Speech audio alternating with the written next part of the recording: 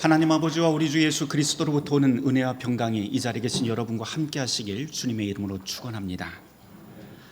대림절 둘째 주일 복음서 말씀은 누가복음 3장에 나와 있는 주님의 길을 준비하는 세례 요한의 이야기입니다. 1절 말씀은 요한이 등장한 시대부터 우리에게 소개를 하고 있습니다. 여기에는 황제, 총독, 그리고 분봉왕, 그리고 제사장의 이야기가 나오고 있습니다. 제일 먼저 디베료라고 하는 사람이 나오는데요.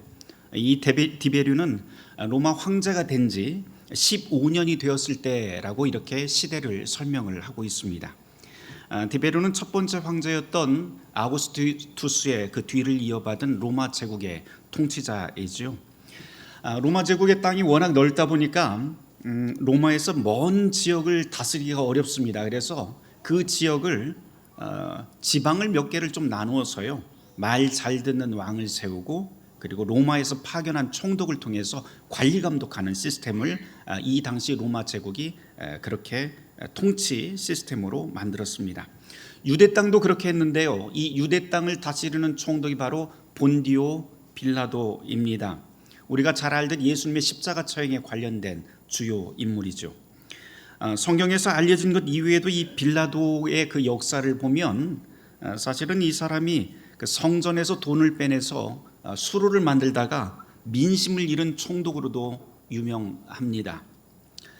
그 다음에 헤롯과 빌립 그리고 분봉왕 3명이 나오는데요, 이스라엘을 나눠서 다스리던 분봉왕들이 여기에 나옵니다. 동생 빌립은 사실 그렇게 독특한 통치를 한 사람은 아닙니다. 조용한 통치를 했던 반면에 우리 성경에서는 이 헤롯이라고 하는 사람이 자꾸 등장을 하는데요, 이 형 헤롯은 유대인들과 상당히 갈등을 빚던 문제의 인물입니다. 오늘 본문에서도 우리가 끝에 읽었지만 이 헤로디아와의 결혼하는 문제로 세례 요한과 갈등을 빚다가 요한을 처형한 인물이 바로 이 헤롯이라고 하는 사람입니다. 황제, 총독, 분봉왕에 이어서 2절 말씀에 보면 대제사장 2명을 소개하고 있습니다. 안나스와 가야바라고 하는 두 사람을 소개를 하고 있어요. 가야바는 로마 제국이 임명한 대제사장이고요, 안나스는 그 이전의 전임 대제사장입니다. 그런데 이 둘의 관계가 친족 관계예요. 그러니까 안나스는 가야바의 장인이자 전임 대제사장입니다. 근데 참 이상한 대목은 뭐냐면, 원래 이 유대인의 율법과 전통에 따르면 대제사장은 언제나 아론의 후손 가운데서 세워지고 평생직으로 세워지게 됩니다. 그런데 대제사장이 죽기 전에 사위가 그 자리를 맡았다고 하는 것은 무언가 좀 문제가 있다고 하는 소리로 들립니다. 실제로 그 유대인의 그 원칙에 따르면 죽기 전까지는 대제사장을 바꾸지 않는데 이렇게 바꿨다는 것. 이게 언제부터 이런 일이 벌어지냐면, 로마가 바로 이 이스라엘 땅을 지배한 다음부터 바뀌기 시작을 하는데요, 대제사장은 로마의 율법에 따라서 세워지는 것이 아니고 로마 총독과 분봉왕이 마음대로 세우기 시작을 합니다. 그러다 보니까 이 사람들 마음에 드는 사람이 그 자리에 서게 되겠죠. 말 잘 듣는 사람이. 교체는 자주 일어났고요, 임기도 당연히 짧아지기 시작합니다. 임명권을 총독과 왕이 쥐고 있다 보니까 이 과정에서 돈과 뇌물이 계속 오가고요, 특정 가문은 정치적 야망을 위해서라도 이 대제사장 자리를 큰 돈 주고서라도 사고 파는 일이 빈번해지기 시작합니다. 그러니까 이 당시에 예수님 이 당시에 대제사장이라고 해도 종교적으로 경건하다거나 순수하다거나 존경받을 리는 없습니다. 대제사장이 된 사람의 입장에서는 큰 돈 주고 그 자리에 올라섰으니까 당연히 그 자리에 있는 동안 벌어들여야 됩니다. 그래서 대제사장은 각종 성전세 명목을 만들고 희생 제물을 가난한 사람들에게 강조하면서 막대한 부와 권력을 축적하게 됩니다. 그래서 당시 사람들에게 대제사장은 부패와 권력 남용의 상징이기도 했습니다. 이것이 후에 예수님의 성전 정화 사건의 배경이 됩니다. 그 문제의 중심에 바로 오늘 누가복음이 소개하고 있는 대제사장 가야바와 안나스가 자리하고 있습니다. 지금 로마 황제는 하나님의 선민에게 수치와 모멸감을 안겨준 인물이고, 총독 빌라도는 민심을 잃었고, 분봉한 헤롯은 윤리적으로 타락해 있습니다. 게다가 성전은 민간인의 불안을 먹이 삼아서 돼지처럼 배를 불리고 있는 것이죠. 이것이 바로 누가복음 3장 1절 2절 말씀, 이 짧은 구절에 숨겨져 있는 역사적 이야기입니다.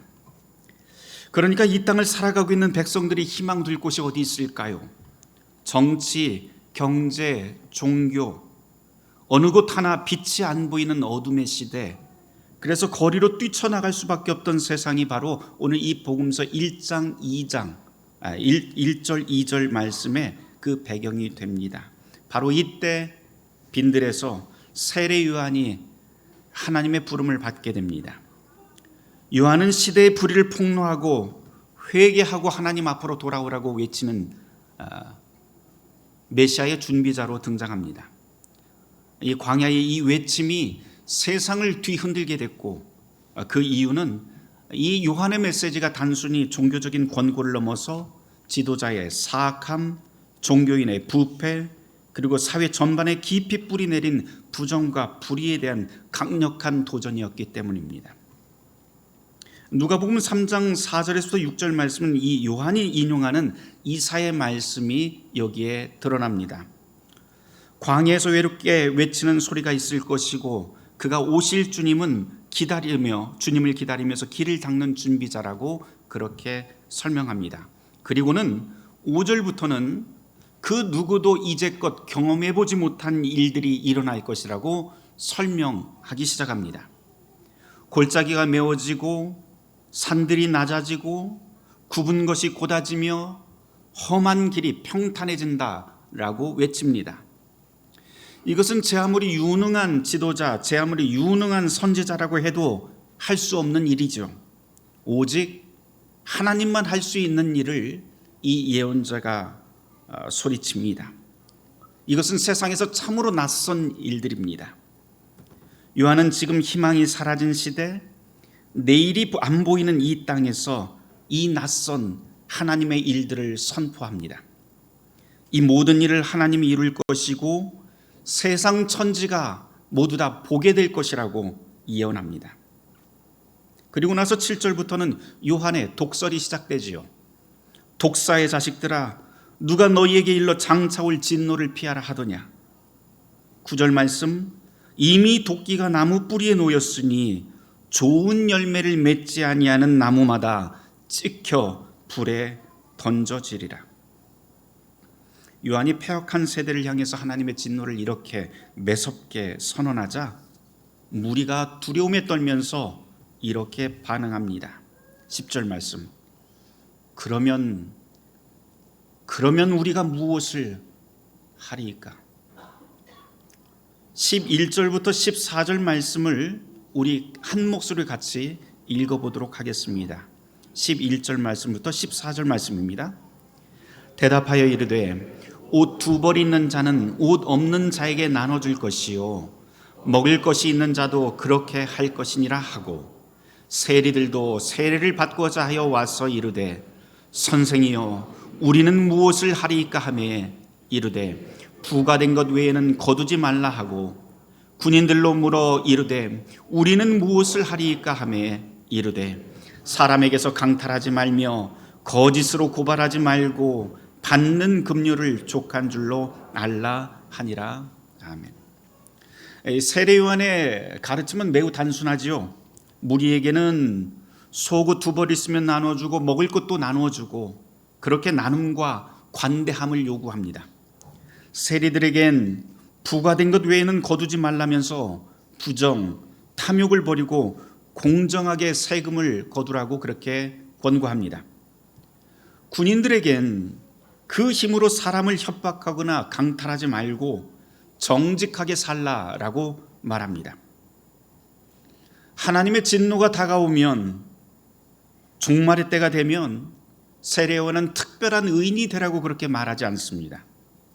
특별하고 복잡한 의식, 영웅적인 행동을 하라고도 말하지 않습니다.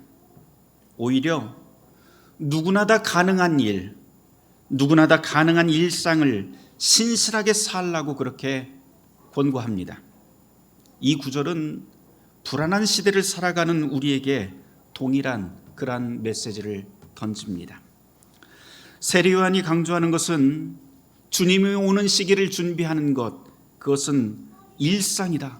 일상이야말로 하나님의 마음에 합한 자리, 하나님의 뜻을 준비하는 자리라고 그렇게 가르칩니다. 세상이 뒤흔들리고 무너질 것 같다면 다른 곳에서 해답을 찾지 말고 가장 단순하고 가장 고유한 일상에서 그 답을 구하라고 하는 뜻이기도 합니다. 그러니 어떤 일이 일어나도 놀라거나 당황하지 마십시오. 그리고는 나에게 가장 익숙한 일, 그것이 무엇인지 다시금 돌아보고 거기서부터 다시 시작해야 된다고 권고합니다. 일상이 모여 우주가 된다라고 하는 말이 있습니다. 오늘 말씀에 비춰보면 매우 적절한 말입니다.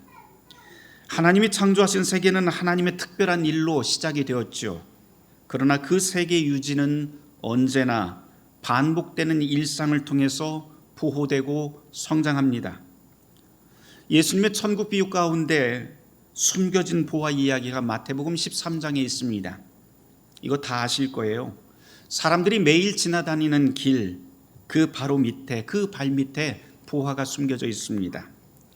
매일 다니는 길이라서 그 밑에, 그 어떤 사람도 그 밑에 보화가, 그런 귀한 보물이 있다는 것을 알지 못합니다. 그러나 어떤 사람이 그것을 발견하고 알게 되지요. 그리고는 모든 것을 팔아서 그 땅을 사고 보화를 자신의 것으로 만들게 됩니다. 우리의 일상이 바로 그런 보화입니다. 일상이라고 하는 것은 각자에게 맞는 눈높이로 주신 하나님의 소명이고 보물입니다. 그 안에 천국이 숨어 있습니다. 오늘 복음서 말씀을 다시 묵상해 보길 바랍니다.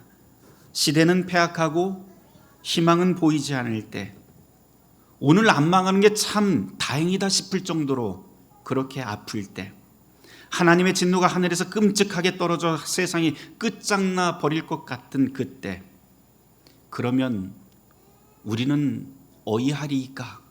라고 하면서 탄식하는 그 재난의 순간, 그때 요한은 담담하게 이렇게 말합니다. 일상을 회복하라고. 그동안 작고 단순하고 고루하고 당연하게 여겼던 그 일에서부터 해답을 찾으라고 말입니다. 위기가 닥치면 극복하는 방법을 찾느라 사람들이 분주합니다. 그런데 의외로 해답이 가까이 있다는 것을 종종 깨닫게 됩니다.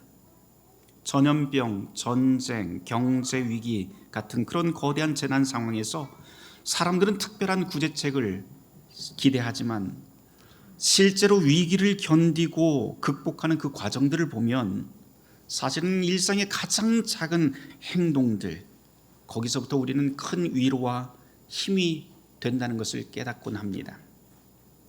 의사와 간호사가 환자를 돌보는 정직한 태도, 이웃과 나누는 음식 한 접시, 서로의 안부를 묻고 위로하는 전화 한 통화, 아이를 향한 엄마의 따스한 포옹과 말 한마디 등등, 우리는 이런 게 아무것도 아니라고, 별거 아니라고 손살에 치지만 사실은 이것만큼 강력한 위기 극복 명약이 없습니다.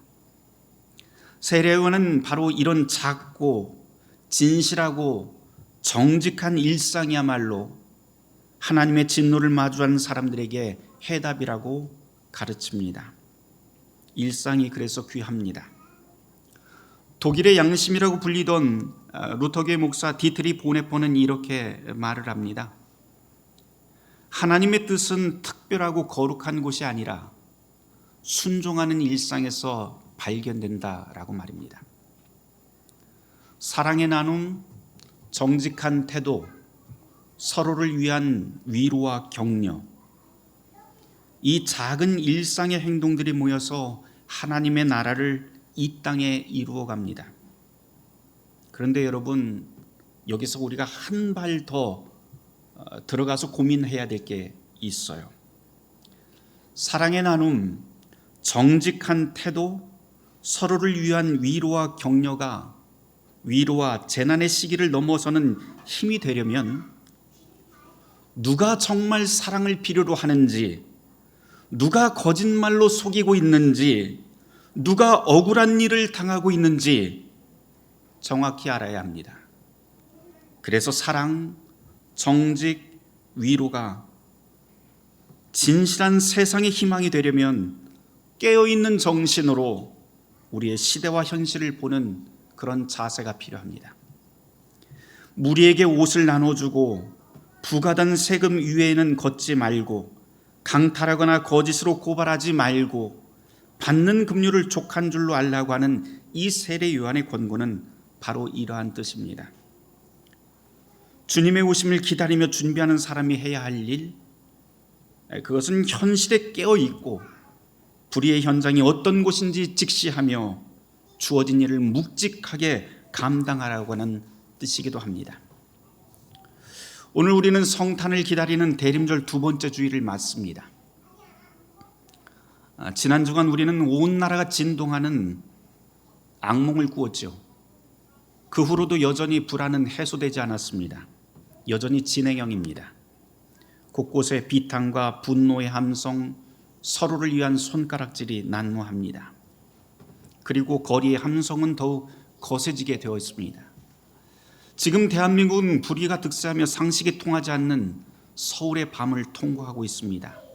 그러나 바로 이런 악몽 같은 시간, 하늘이 흔들리는 시간에 우리는 주님이 오신다고 하는 그 소식을 기다립니다. 이때 세례 요한의 외침을 들어보십시오. 모든 산을 낮게 만들고 굽은 것을 곧게 만드신 그 주님이 우리에게 오신다고 말입니다. 그분이 바로 성탄하신 그리스도입니다. 대림절 두 번째 주일, 여기에 보이는 성탄목을 한번 보세요. 지난주에는 아무것도 없던 황량한 그곳에 한 번 더 몇 가지 장식물이 걸려 있습니다. 보기에는 좀 아름다운 것 같지만요, 사실 아직 멀었지요. 여기는 둥근 볼 그리고 빵 이렇게 걸려 있는데요. 둥근 볼은 의미하는 바가 우리의 원죄를 상징을 하고, 빵은 인간의 원초적인 탐욕들을 상징을 합니다. 그러니 대림절 두 번째 주일에 세워진 이 성탄목은 사실 멋지거나 아름다운 것이 아닌 오늘 이 세상을 고발하는 그러한 성탄목이 됩니다. 오늘 우리의 현실은 그렇게 희망이 없고 그리고 위기 혼란 가운데 있습니다. 그러나 여러분, 그럼에도 불구하고 오늘 이 자리에서 우리가 모이는 것은 바로 그 어떤 위기와 혼란도 하나님의 섭리를 이겨낼 수 없다라고 하는 것을 믿기 때문입니다. 주님께서는 혼란의 시간에도 우리를 통해 일을 하시고 그분의 나라는 우리 가운데서 이루어집니다. 세상이 흔들려도 하나님은 흔들리지 않습니다. 세상의 불의가 선명하게 드러날수록 정의의 하나님의 날은 더욱 가까워집니다. 우리는 이러한 기다림으로 대림의 시간을 함께 걸어갑니다. 사랑하는 성도 여러분, 주님을 기다리는 이 대림의 시간입니다. 하나님의 뜻이 이 땅에서 이루어지길 함께 기도합시다.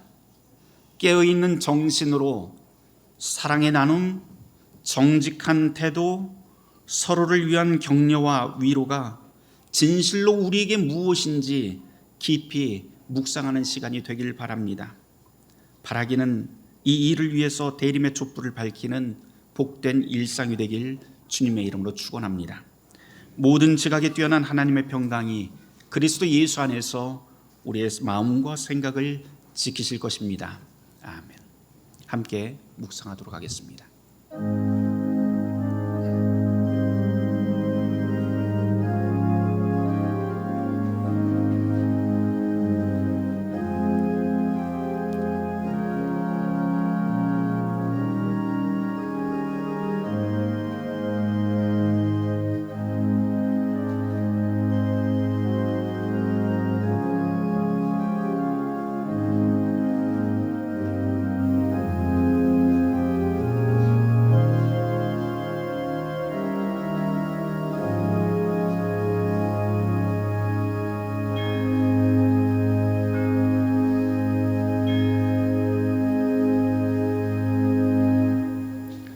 주님, 광야에서 세례 요한 앞에 서 있는 무리들의 그 절박한 심정으로 우리도 이 자리에서 주님을 기다립니다.